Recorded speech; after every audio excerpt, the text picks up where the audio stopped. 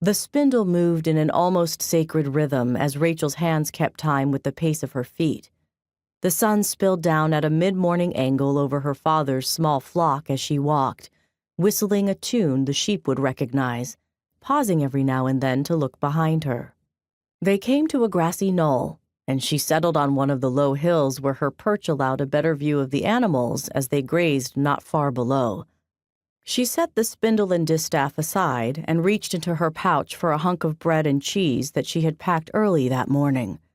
How relieved she had been to escape the confines of the house where Leah's look of censure and biting words had heated her blood. "There is no need for coal when you are only attending those few sheep. You waste it. Do you not care for the expense it costs our father?" Leah had stood in the door to Rachel's bedchamber, hands folded, her expression carrying that smug older sister look Rachel had grown to despise. If Leah cared more for her appearance and used a bit of coal herself, she might have found a husband by now.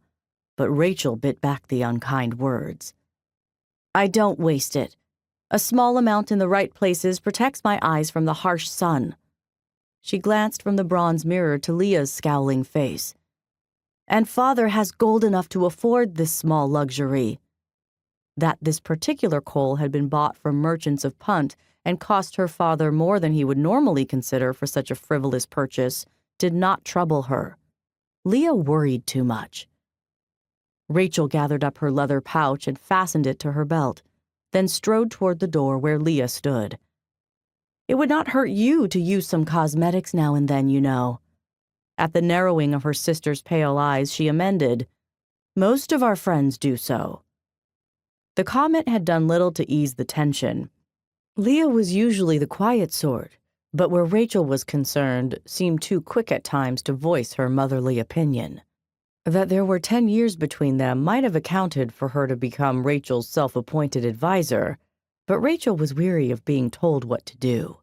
She nibbled the cheese, her keen senses long attuned to the deviously quiet hills. She paused, listening. A moment later, a small flock of birds took flight as one of the lambs drew too near. She leaned back against the trunk of a tamarisk tree. If only Leah would marry and move away. Life would have been far easier for Rachel if she'd been her father's only daughter.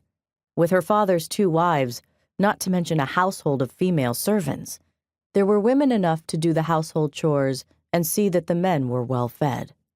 The tension came in Leah's presence. Would they get along better if they'd had the same mother? She finished the cheese and water from the goatskin at her side, then took up the spindle again. There had to be a way to soften the strife with her half-sister, and hadn't she tried to be kind, to take care not to flaunt her beauty in Leah's presence?